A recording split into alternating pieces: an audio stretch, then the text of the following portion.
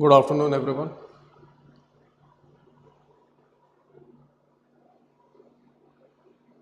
Is my voice clear?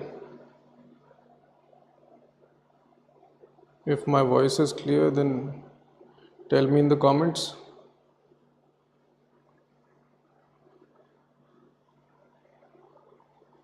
Let's wait for 1 minute, okay? Then we'll start this session.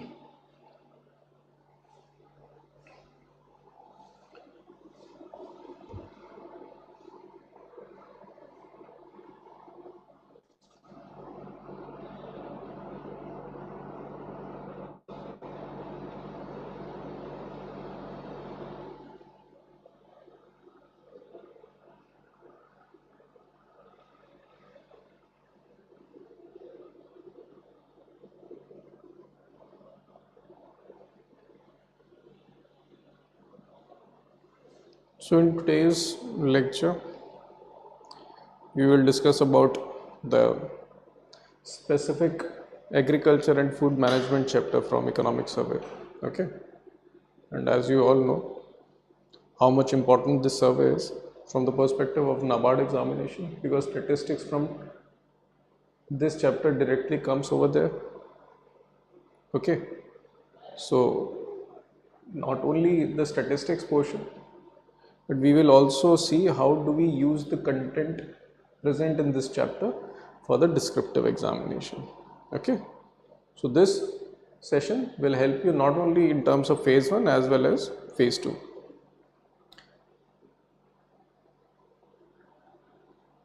Okay, so let's start this session. So first of all, I'll tell you the brief. What do we discuss in this chapter? Okay, so first thing is, obviously we will talk about agriculture, but we will talk about some more sub-constituents within this chapter, which is allied sector also. Okay, and then we will discuss about cooperatives. After which we will discuss about food processing sector, and lastly we will discuss about food security. Okay, I will tell you what are the important statistics that you need to do for the MCQs, but we will also discuss about what are the specific content that you can use or that you should remember for the descriptive examination, be it for the essay or you can use it in the ARD as well as ESI descriptive paper. Okay, so let's first start with food security.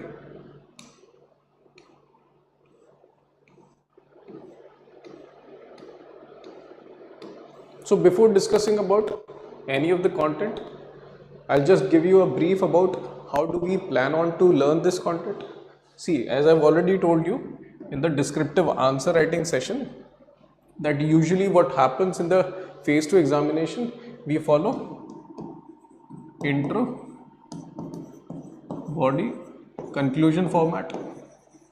Whenever we write an essay or any descriptive answer, okay? And usually what happens is, suppose if there is a question related to food processing sector,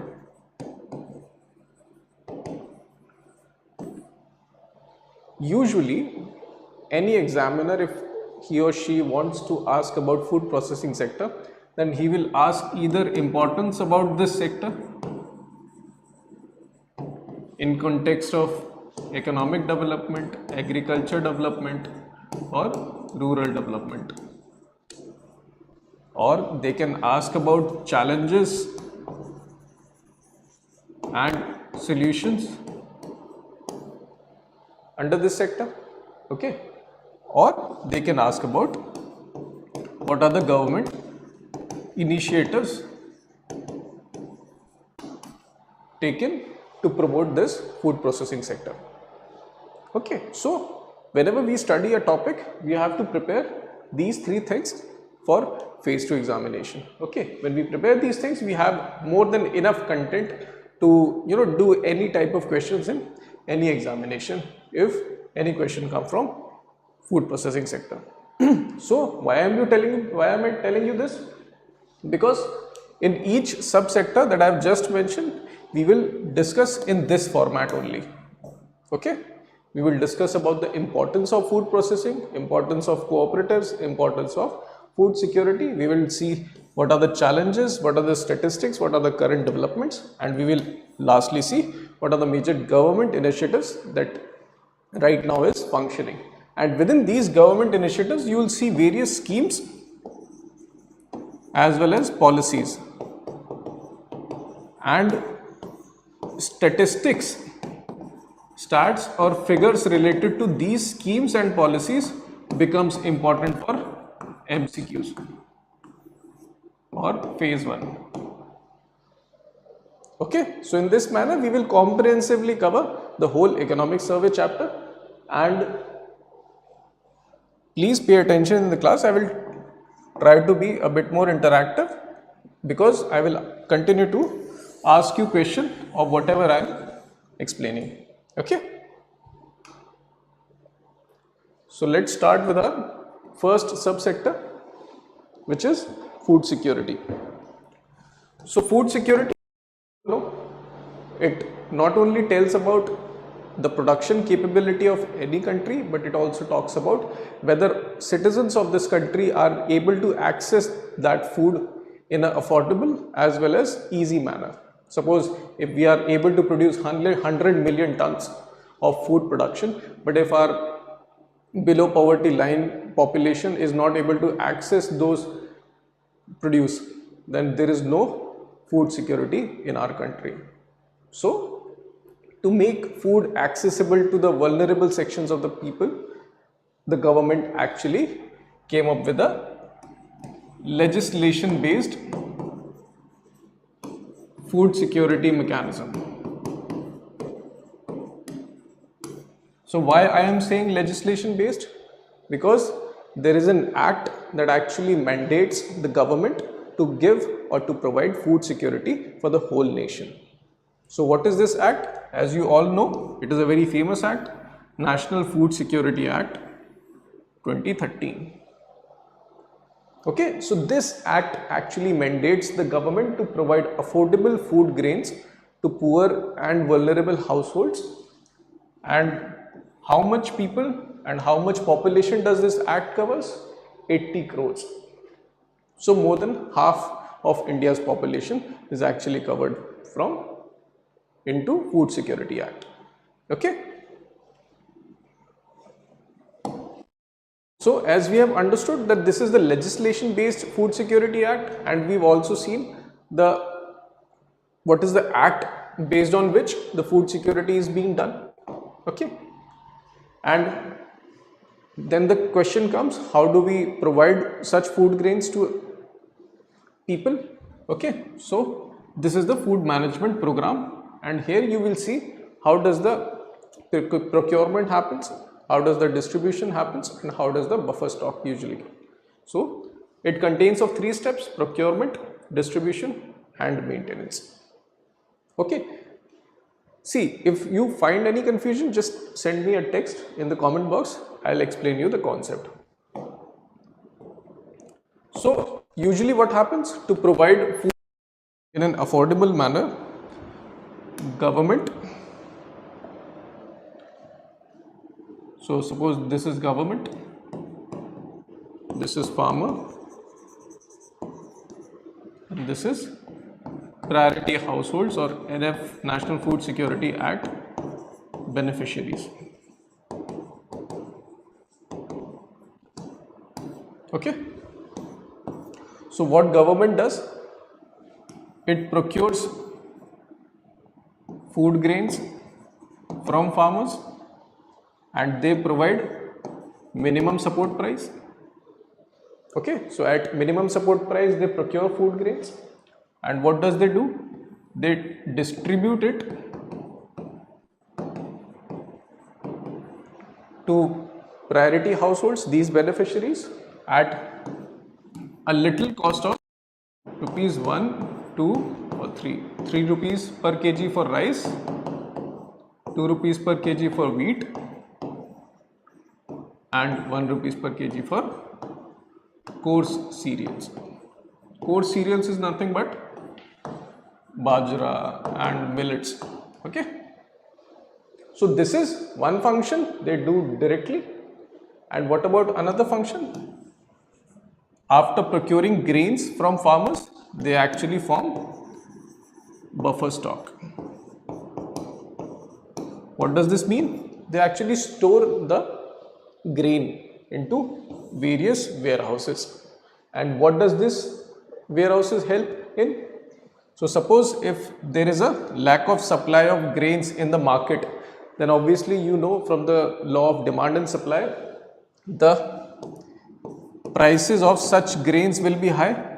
To reduce such prices, the government will deploy some amount of grains into the market to increase the supply and thus make the price stable.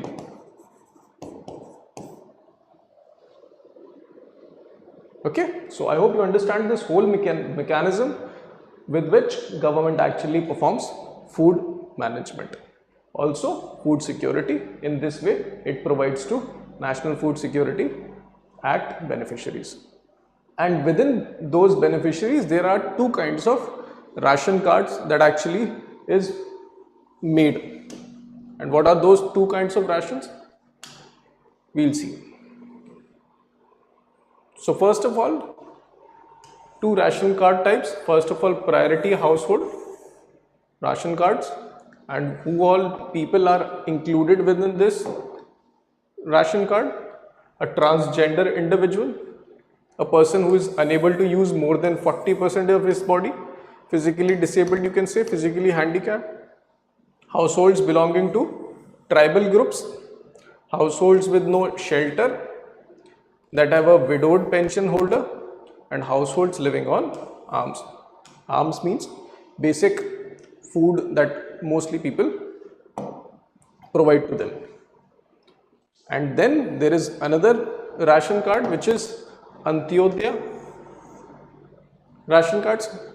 Who all people are included within this ration card? People with no stable income. You can say agricultural laborers because their labor is seasonal in nature.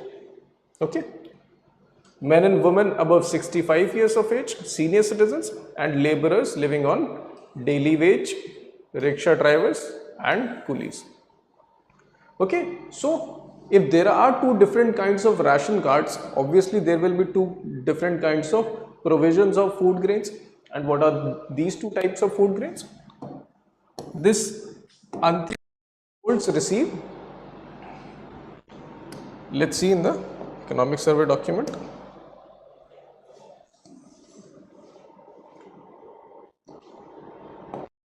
Antyodaya Ann Yojana beneficiaries receive 35 kg per family per month, whereas priority households beneficiaries receive 5 kg per person per month. Okay, so this is the major difference between these two kind of beneficiaries under National Food Security Act. Okay, so we had discussed what is the mechanism of whole National Food Security Act. Then we saw two different kinds of ration cards, and two different kinds of ration cards also have two different kinds of criteria with respect to deployment or distribution of grains. Okay.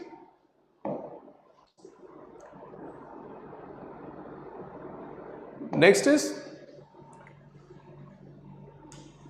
2 lakh crores recently have been deployed under PM Garib Kalyan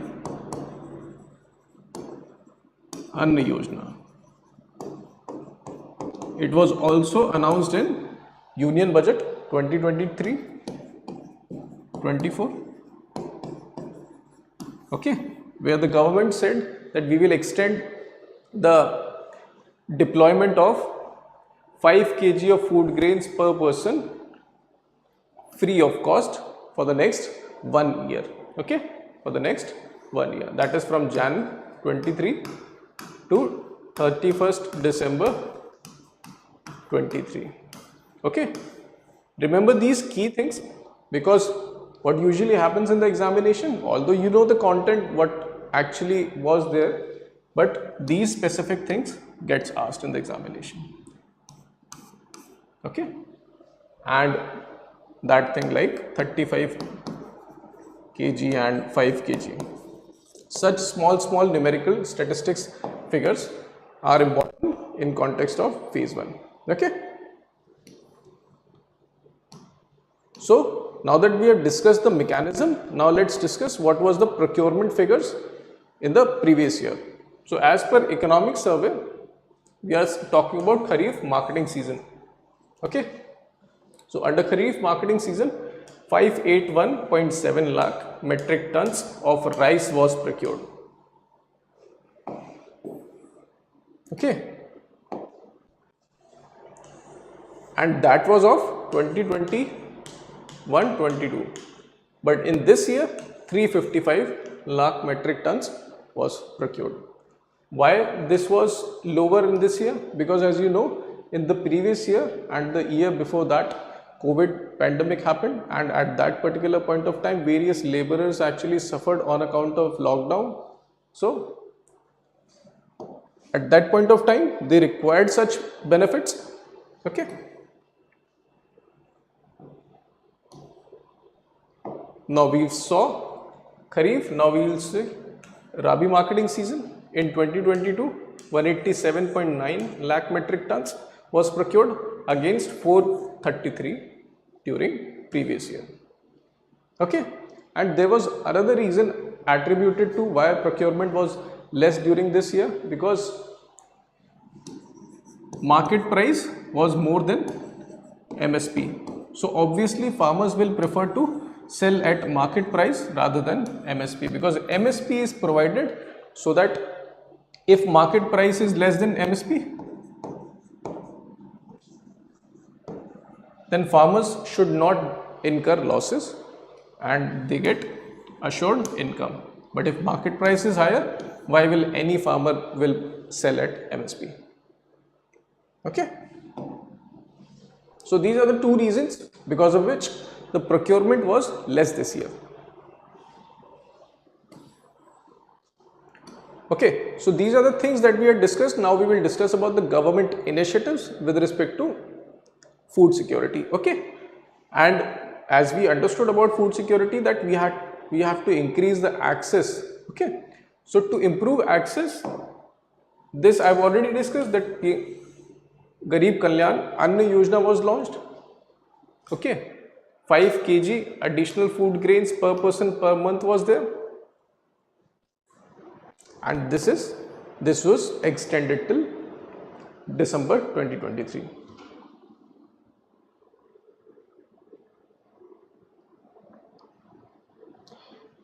PDF is already provided under paid course. Okay,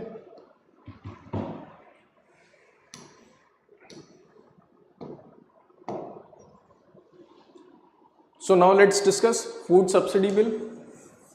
Obviously, to procure that much amount of food grains during COVID-19 pandemic, and that you saw recently that how much food grains were procured, so obviously that will cost a lot. And that's why you see in this whole graph, this was the average of procurement cost throughout the years. But in 2020-2021, because of the COVID pandemic, 5.29 lakh crores were spent by the government for procurement of food grains. Okay, and 21-22 also, when the second wave were there,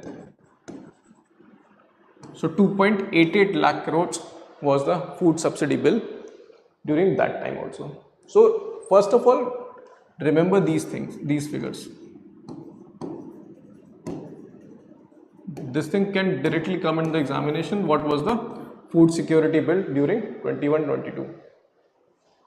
Okay, every figure in this economic survey chapter of agriculture is very much important for the NABARD examination. Okay, so you must cram these numbers, don't leave any single number from this document. Okay.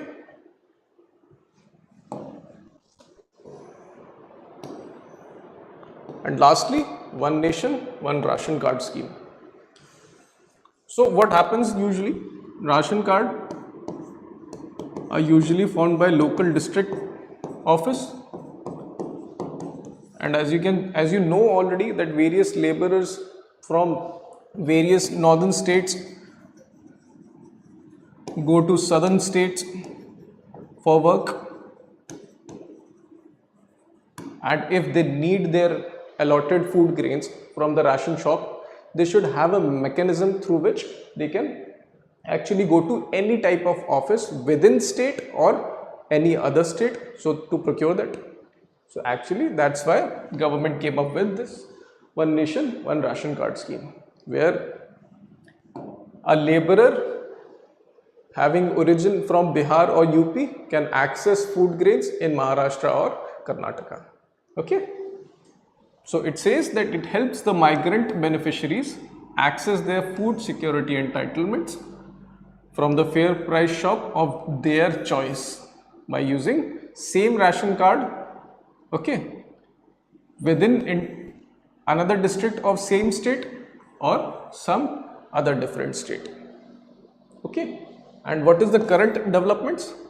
100% coverage of all population has been covered under one nation, one ration card scheme. So if you take your ration card and go to any different state, you will get your food security entitlements. Okay. So this is a very good development. So let's recall what we have just studied about in food security. So in descriptive, if food security question comes, you will mention about production capability as well as access to food. Okay. Then you will tell about the food management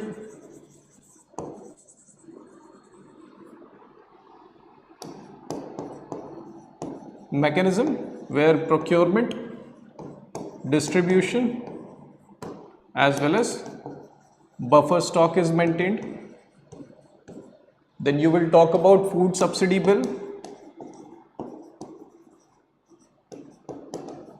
Okay, then you will talk about government initiatives, in which you will talk about Garib Kalyan Anna Yojana, also one nation, one ration card scheme, and you can also talk about National Food Security Act 13. In this manner, your food security topic is very much sorted. Okay, take figures from here, and if you can write about these things, you can easily write a 400 or 600 word answer. So prepare every subtopic in this manner. Okay, if you want to note it down, you can do that by pausing the video. Okay.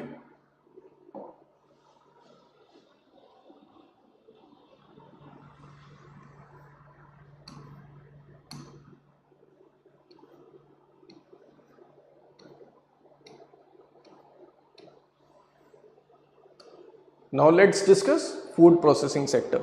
Okay, in this food processing sector also we will discuss about how much important this food processing sector is for national economy, agriculture sector as well as farmers of our nation.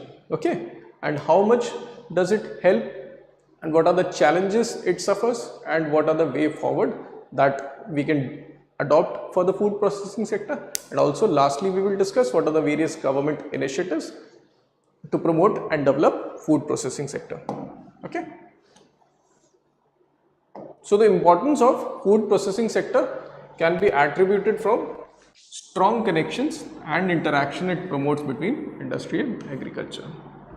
So these paragraphs or these lines you must remember, because you can directly quote them in the examination. Okay. So the lines which I am mentioning now, take a note of that. So you can directly use this when we are talking about FPI, that is food processing industries importance. Okay, that why it is important, because it promotes strong and connection and interaction between industry and agriculture. So this is important. What about the statistics? It is registering 8.3% annual average growth from the past 5 years.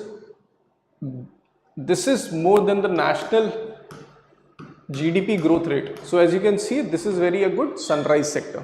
Okay, so this is also important. Apart from that, ASI survey also talks about various labor information with respect to food processing sector. That 12.2% of the total registered manufacturing sector laborers are employed in FPIs. Okay, and this is also very important statistic. So in case of when you are trying to show the importance of food processing sector, you will talk about the annual growth rate, and you will also talk about how much contribution it is giving in India's exports. So 10.9% contribution the food processing sector provides to India's total exports. Okay, before going further, let's see if you were attentive in the class or not. Tell me, what is the price of coarse cereals, wheat and rice were there, so that at which various priority households can get food grains.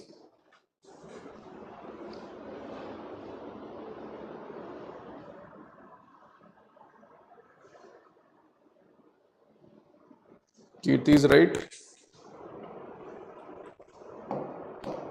So if you're right about this, tell me how much food grains does priority household get, and how much food grains does Antyodaya Anna Yojana beneficiaries get under National Food Security Act.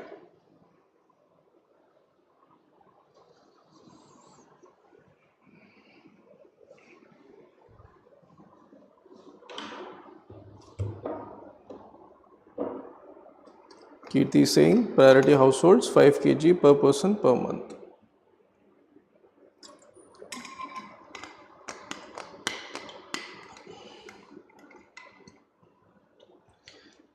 Good.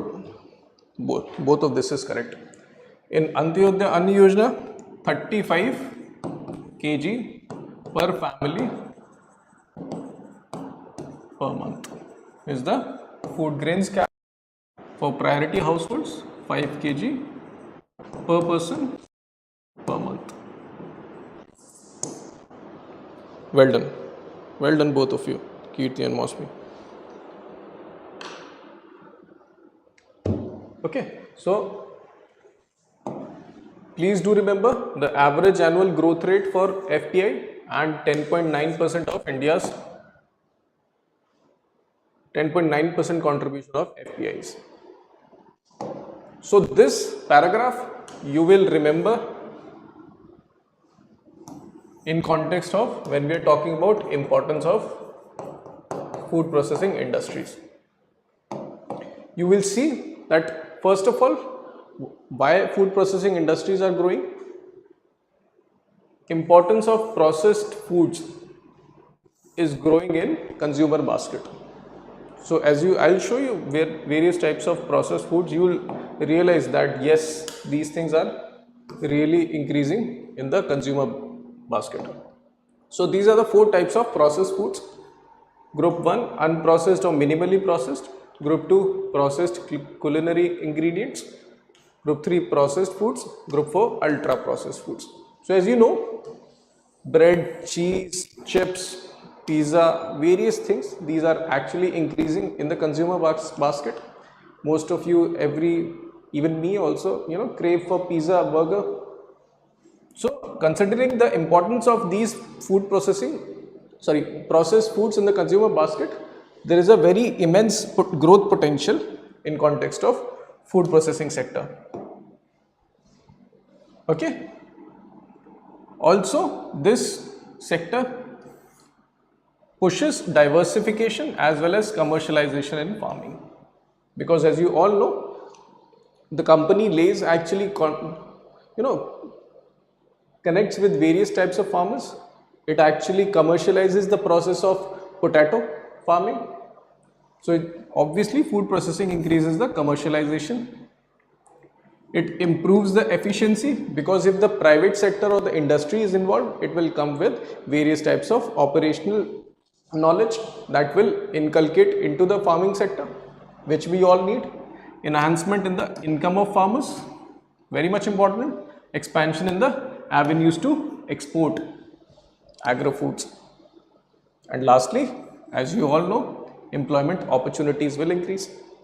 So these are the basic type of benefits that you all must write whenever we are talking about food processing industries, and you will easily come up with these benefits when you understand the basic crux of food processing industries, which is strong interrelationship between farming as well as industry. Okay.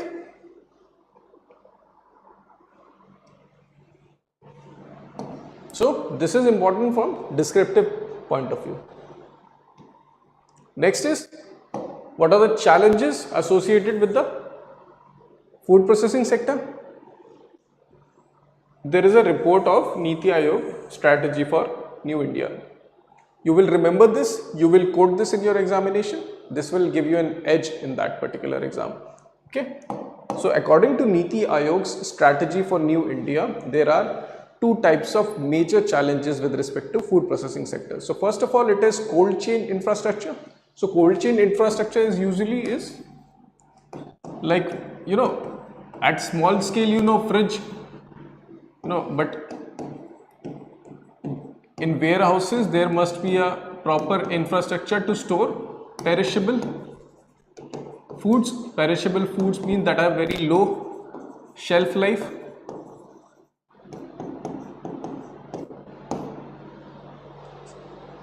Such as fruits, various types of fruits, they can, at room temperature, they can be stored for 1 or 2 days, but after that they will try, increase and will start to degrade. So we need cold chain infrastructure, cold storage, so that various types of fruits can be stored, various types of perishable fruits can be stored, and wastage can be very low. But right now what the country is facing is the non-availability of cold chain infrastructure, which is actually contributing to perishable foods or post-harvest loss of 92,561 crores. Remember this figure, because it has came from Niti Aayog strategy, it has came in the economic survey. You must remember this figure, 92,561. Okay. Then another aspect with respect to cold chain infrastructure is this, that uneven geographical distribution of cold storage infra also promote regional level disparities. So what do we mean by this? Suppose there is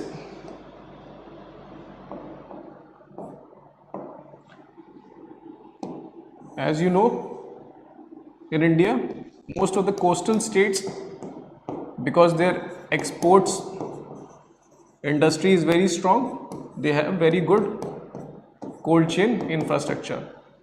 But the northern states usually doesn't have this cold chain infrastructure in a lot quantity. Then obviously these industries, food processing industries in these regions will develop instead of these regions, because to enable the production, distribution and exports, we need logistical infrastructure as well as cold chain infrastructure, storage infrastructure. If these things are not available in the northern belt, then how will food processing industry will develop over there? Okay, so this is the major crux with respect to uneven geographical distribution of cold chain infrastructure, bringing regional level disparities, which is inequality between southern states and northern states. So this is about cold chain infrastructure. And what about logistics? So you can see, and you will quote this in the exam, that Indian national highways accounting for 2% of the total road network, carry 40% of the whole cargo.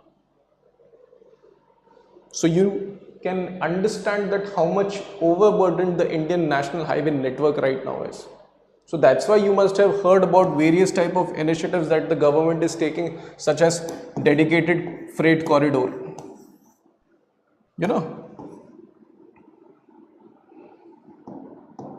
Udan scheme, and various other schemes that we will just now discuss. And the most important thing, why do we need cold chain infrastructure? Because as you know, various type of European companies and Western nations have a very strict regime with respect to import of fruits and various foods.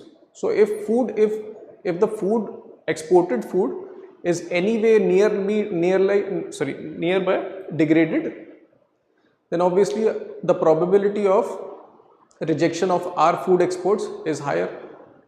So to enhance the competitiveness of our Indian agri exports, we need such infrastructure. Okay. So you understood challenges, you understood the potential of this sector, and you understood the benefits of this sector. Now we will discuss about various initiatives that the government has took to develop food processing industries. These schemes you all will prepare from the economic survey, but also from various government websites also, and also from the content that the coaching will provide or CGB will provide. Okay. So first is PM Kisan Sampada Yojana. Here the important thing is 677 projects have been completed till 31st December 22. So under this scheme, various type of sub schemes are there, such as mega food parks,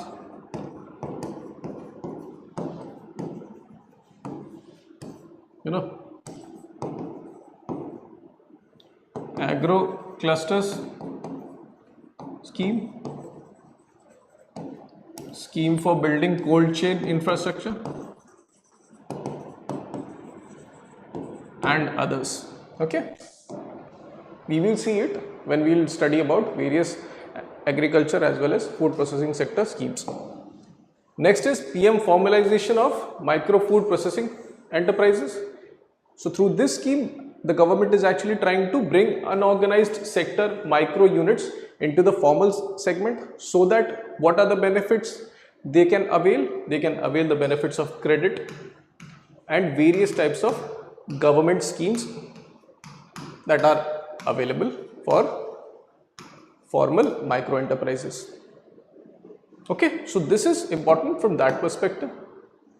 So they are actually trying to provide financial, technical and business support for upgradation as well as setting up of 2 lakh micro units.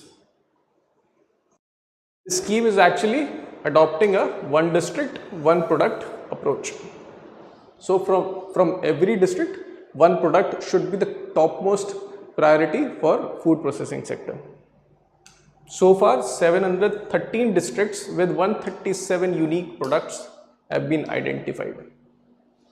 Okay, so remember these key figures. Next is production linked incentive scheme, PLI scheme, you all know, where incentives are provided for incremental production of food processed foods. Okay, so apart from this scheme, a PLI scheme of millet based products was launched with an outlay of 800 crores. You must remember this scheme because, as you all know, 2023 is the International Year of Millets.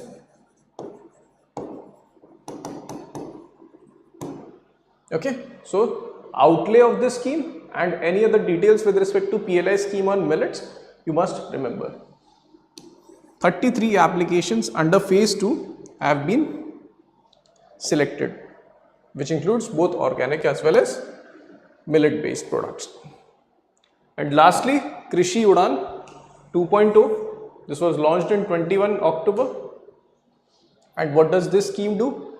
It actually provides various incentives relating to full waiver of landing, parking, terminal navigational landing charges, route navigation facility charges for Indian freighters, so that we can use flights that can become cheap in context of transportation of food processing sector, okay, or the processed foods. So it covers about 25 airports from northeastern, hilly and tribal regions, because the priority is those regions actually comprises of various tribals, various people that have low productivity in agriculture, and they actually need the most in terms of various subsidies and other things. 28 airports in other regions, okay. So I hope this food processing sector is done for you. So right now tell me, what is the annual average growth rate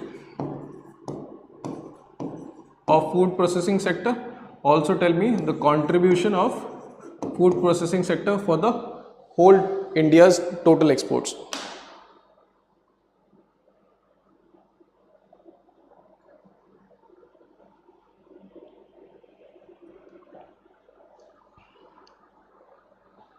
Kirti is right, 8.3% growth rate, 10.9% exports.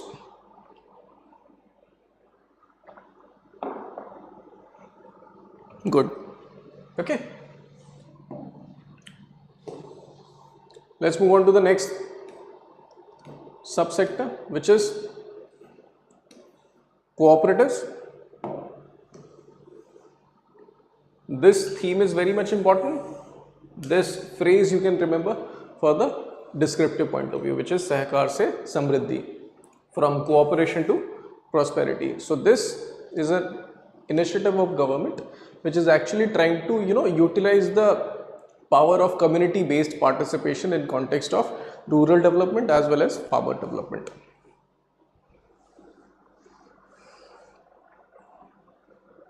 Yes, Shashank is also right. Good. So in this thing, as you can see from the descriptive point of view and from the importance point of view, how much cooperative societies are actually helpful. They provide lively opportunities for the rural population as well as financial safety to the rural population, and they utilized community based approach. They actually involve various type of people together so that they can actually contribute and have a very big corpus of amount of money, which if any person, another person requires, they can actually take from that. Okay. Also, if more farmers are actually, various types of farmers, A has this land, B has this land, C has this land, and D has this amount of land. If all of them actually joins together, form a cooperative, then they can have this much amount of land through which they can produce a larger amount of crop, which they can sell into the market with larger profits. Okay, so this is the power of cooperative or cooperation. What is the current status of cooperatives in India? Registered cooperatives in India is 8.5 lakhs. Okay. The total number of members within these registered cooperatives is 29 crores. What is the percentage of villages covered by primary agriculture credit societies? 98%. And what is the percentage of agriculture finance through cooperatives? 19%. So as you all know, agriculture finance is usually done through cooperatives as well as scheduled commercial banks, which they have to do through PSL lending and also informal lending also. And we had recently discussed about in agriculture session, we had discussed about that how southern states actually take more agricultural credit compared to northern states. So whenever you're trying to write about agriculture finance, do mention about disparity between northern and southern states. Okay, so what are the government initiatives with respect to promotion of cooperative sector? First of all, Ministry of Cooperation was launched in July 2021, and in Union Budget 22-23, the scheme was launched computerization of 63,000 functional primary agricultural credit societies.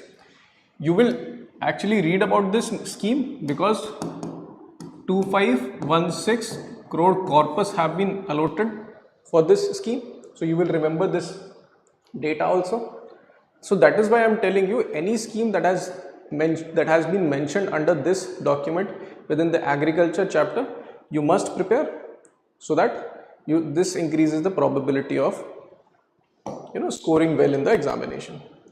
Next is Multistate Cooperative Societies Act. This actually is for functioning and autonomous working of multi-state cooperative societies. So any society that will form over there, the functioning will improve because of this act. And this data is very much important for you, that Maharashtra has the most number of cooperatives, 661. Remember this figure also. After that, Delhi and UP, 159, 156. So this is the data that you must remember. Okay. I will also keep on asking about this. Next, these two things are actually government trying to do that. Once they will actually come, then we will discuss more about it. That government is actually trying to formulate a new national cooperation policy. Also, they are trying to introduce a multi-state cooperative societies amendment bill. And this bill will bring provisions with respect to electoral reforms, strengthening governance, reforming composition, meetings, membership, enabling raising of funds, monitoring mechanism, ease of doing business. And all these things are in the context of cooperatives, multi-state cooperatives, which consist of various members, okay, where they deal with various types of decisions. So to formalize all the decision making within these cooperatives, government is actually trying to bring a amendment bill. Okay, so I hope you understand this. So this is all within the cooperative sector, nothing much is there, but remember these 5 key points that you must mention in your descriptive answers. Okay.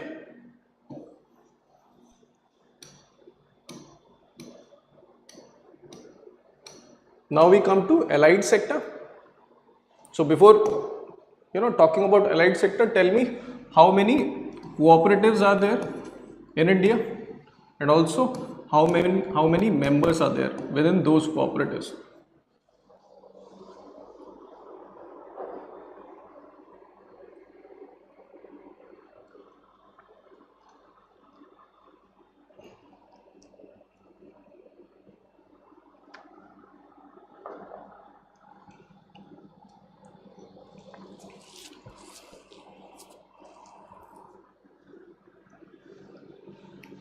$63,000, Shashank, that was primary agricultural credit societies, and that was the scheme to computerize these PSCs. Yes, Kirti, right. 8.5 lakh cooperatives were there and 29 crore total. Good. So let's start with allied sector. Okay. So in allied sector, we will discuss about livestock sector, fisheries and dairy. Since most of you already know about these rankings, even if I remove these rankings, you know what is India's rank in milk production. Yesterday we discussed in our session.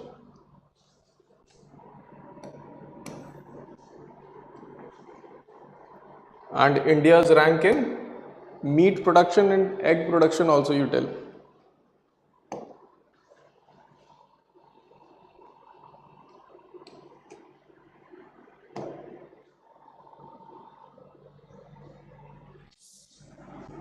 And to all those people who came in the yesterday's session, if they can answer this question, what was the per capita availability of milk and eggs?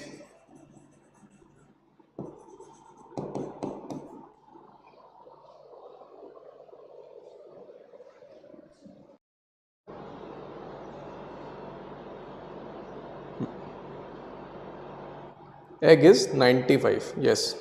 Shashank is right. Milk 444. Well done, both. All of you well done. Good. Okay. So now we will discuss about allied sector. So economic survey is talking about that this sector is actually becoming a sector of buoyant growth. That the growth is actually very good in this sector. Okay. And this can be a potential source of better farm incomes. So that's why they are actually saying, most of you must have heard about integrated farming systems, mixed farming, in which, government is actually, promoting such type of farming where farmers are not actually dependent upon one type of, asset, that they are only doing crop farming. They should also involve in other types of farming, so that, as we all know, crop farming is cyclical in nature, and in that time where that crops is not benefiting you, such allied sector will benefit you. And this is, you can relate it in context of finance also, when you must have heard about concentration risk and you must have heard about diversification, where it is usually said that, do not put all your eggs in one basket. So that is the same story here also. Mostly people will tell you about that you should, diversify your stock portfolio or diversify your investment portfolio. Don't single-handedly invest in one particular stock or one particular investment segment. So this is such importance of allied sector. In livestock sector, 7.9% CAGR is noted from 2014 to 2021. The contribution to total agricultural GVA is 30.1 in 2022-21. And this is with respect to total agricultural GVA. Don't get confused with contribution to total GDP. Okay. Even agriculture doesn't have this contribution to GDP. So remember this. Two figures important, 7.9%, 30.1%. And next is fisheries sector. Average annual growth rate of 7% since 2016-17. Contribution to total agricultural GVA is 6.7%. Dairy sector, this I have already told you, 1, 3 and 8 in terms of milk, egg and meat production. Now let's discuss government initiatives. Animal husbandry infrastructure, 15,000 crores fund is there, okay, in which government provides 3% interest subvention. This is to the borrowers, and credit guarantees up to 25% of the total borrowing to the bank or the person who is lending that much amount of money. Okay, so as of October, 116 projects have been approved under this scheme, amounting to 3,731.4 crores. So here what is important, you will remember this corpus, you will remember the launch year. Okay, this corpus, this launch year, and you will remember how much interest subvention is provided and how much credit guarantee is provided as per this scheme. Because since these things are static in nature, so these things have the most probability of coming into the examination. Okay. Next is National Livestock Mission. Since this scheme was initially till 21-22 and it has been restructured to continue till 25-26, and it provides entrepreneurship development, breed improvement of all these species. Okay, it is a comprehensive scheme. While there are very few discussions about these schemes in this document, but you will make sure to read about these schemes before going into NABARD examination. Next is livestock health and disease control. Here, preventing, controlling and containing animal diseases through vaccination. And the offshoot of that scheme is National Animal Disease Control Program, where two specific diseases, foot and mouth disease as well as brucellosis, is controlled by complete vaccinating of cattle, buffalo, sheep, goat and pig population. As you all know, these are zoonotic diseases which are transmissible from animals also. You will remember about bovine female calves of 4 to 8 months. This figure you will remember about. Next is Pradhan Mantri Matsya Sampada Yojana. It has a total outlay of 20,050 crores and it will be implemented over 5 years from 21 to 25. So it is simply like what scheme we had discussed in the Prime Minister Kisan Sampada Yojana. So where they are actually responsible for improving the food processing industries in context of fisheries sector. Okay. And lastly, Fisheries and Aquaculture Infrastructure Development Fund. So this is similar to agriculture as well as animal husbandry infrastructure development fund. Okay, where a corpus is provided 7,522 crores, implementing from 2018 to 23, and how much benefits it has provided? 4,000, nearly to 5,000 crores, benefiting 9.4 lakh persons. So these figures, which are dynamic in nature, becomes important for you in context of descriptive answers, but such static figures becomes important for phase 1 MCQs. Okay, that do not change with respect to time. Okay, because what usually happens, maybe right now this benefits it's 4923.9, but till the time you give the examination it can become 5,200 crores. So that's why even examiners do not choose such type of dynamic figures, they stick to static figures. Now we come on to the most important agriculture segment.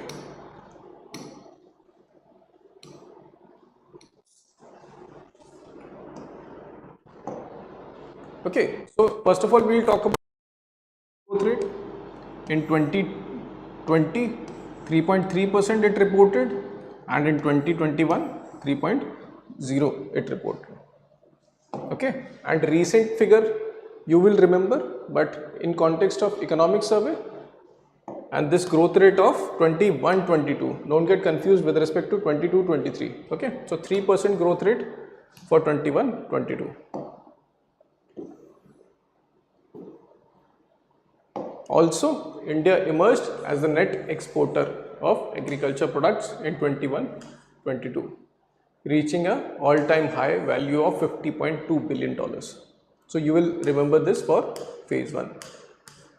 Net exporter, you all know that export minus import value comes out to be positive. That means export is more than imports. Okay, so this is net exporters.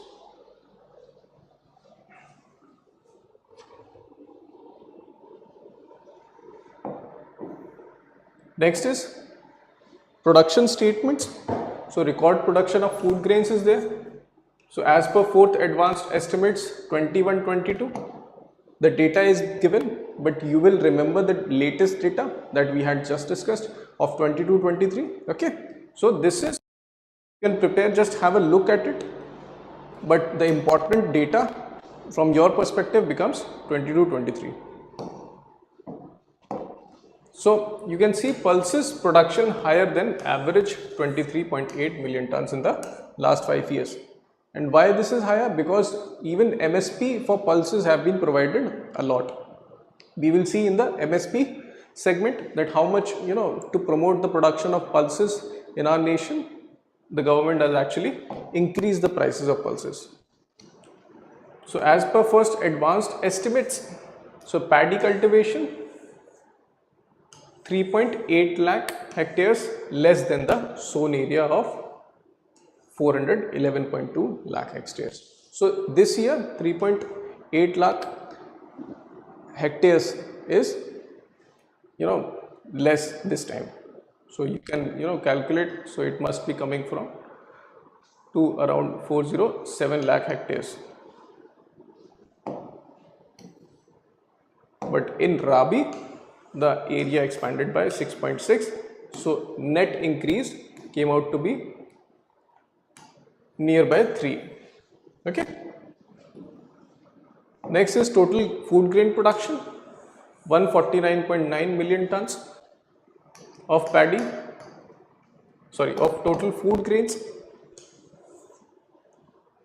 and total production of kharif rice estimated at 104.9 million tons.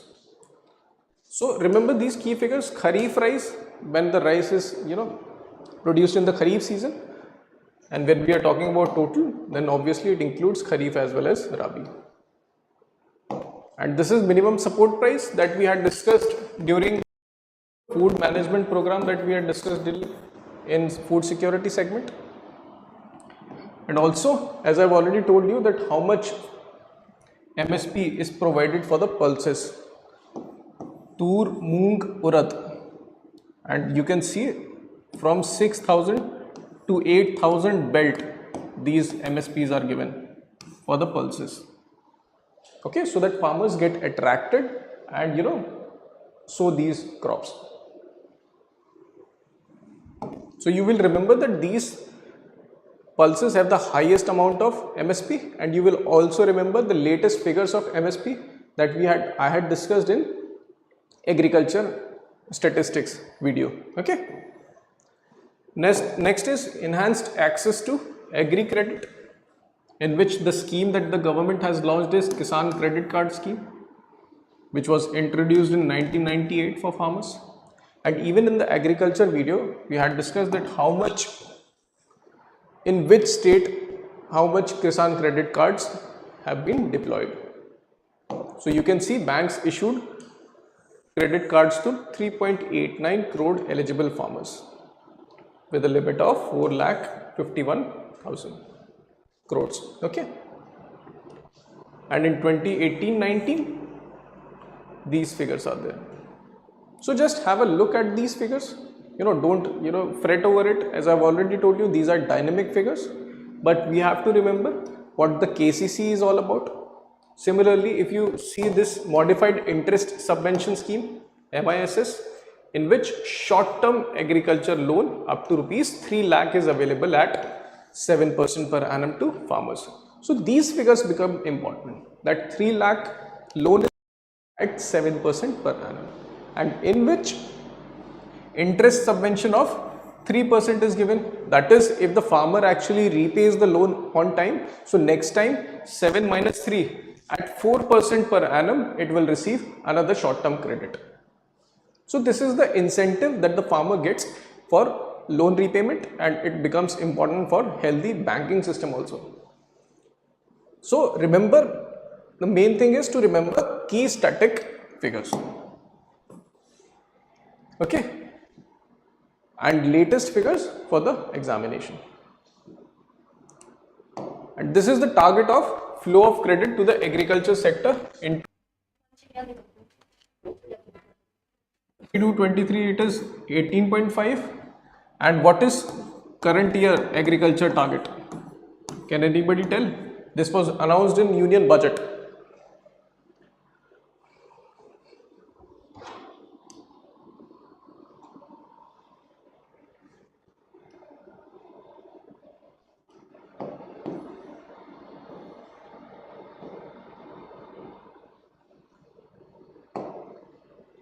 So we are talking about now farm mechanization. So farm mechanization, use of machines,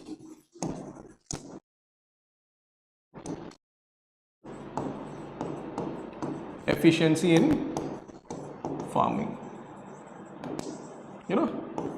Instead of using, instead of manual labor. Acha, you guys don't know kya? Flow of credit. So in 23-24, rupees 20 lakh crores is the flow of credit target to agriculture.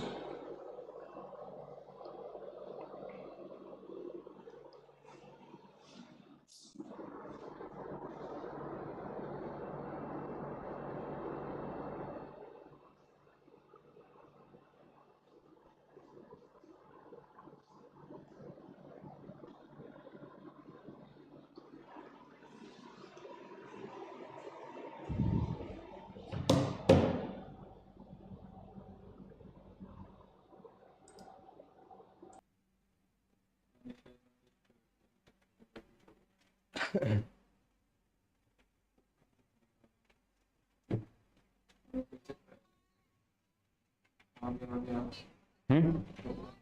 गया शुरू।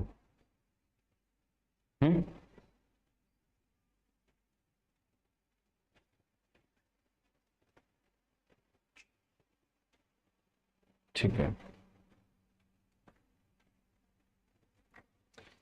I think net में issue आ गई। नमस्कार प्यारे बच्चों, मैं आपका फिर से स्वागत करता हूँ एक एग्रीकल्चर के बेहतरीन प्लेटफॉर्म पर। आई होप कि आप सब ठीक हो गए, स्वस्थ हो गए, अच्छे से पढ़ाई कर रहे होंगे। और हमारा जैसे कि हमारा टॉपिक चल रहा है अभी, ठीक है। आई होप कि आप सभी को समझ भी आ रहा होगा। क्या सभी को मेरी आवाज़ आ रही है भाई? अगर आवाज़ आ रही है सभी को मेरी तो एक बार यस नो बता दीजिए, फिर उसके बाद क्लास स्टार्ट करते भाई।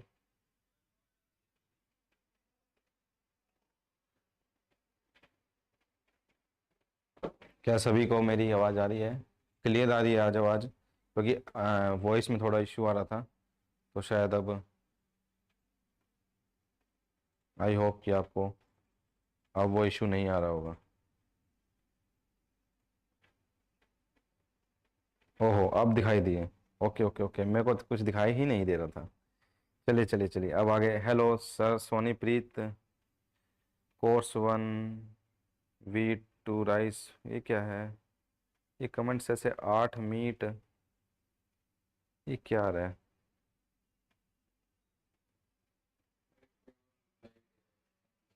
हम्म,